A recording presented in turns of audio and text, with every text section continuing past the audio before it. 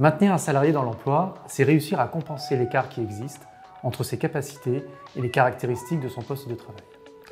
Le handicap dépend donc de la situation de travail. Dans le cadre d'une démarche individuelle de maintien dans l'emploi, l'analyse des besoins de compensation du handicap révèle très souvent des contraintes professionnelles auxquelles sont exposés de nombreux salariés.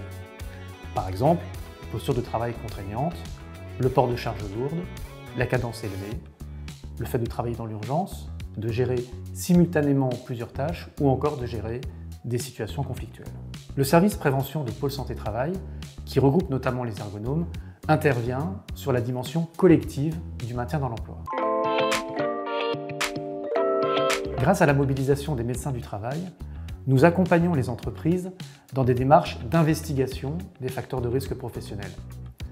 Analyser les conditions de réalisation du travail permet de repérer les contraintes professionnelles rencontrées par les salariés au quotidien.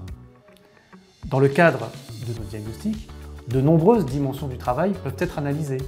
D'une manière générale, l'organisation, les outils, l'environnement de travail. Plus précisément, la charge de travail, la configuration des postes, le fonctionnement des collectifs, les interactions entre collègues, les conditions d'entraide, le mode de management, l'évolution des métiers, la complexité des tâches, le développement de la polyvalence.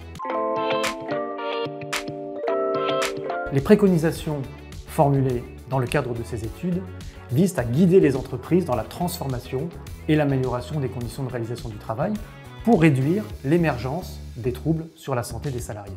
Nous impliquons dans les démarches que nous proposons tous les acteurs de l'entreprise qui interviennent sur les dimensions sociales et organisationnelles du travail et qui ont donc un rôle à jouer dans le maintien dans l'emploi des salariés, qui est l'affaire de tous dans l'entreprise.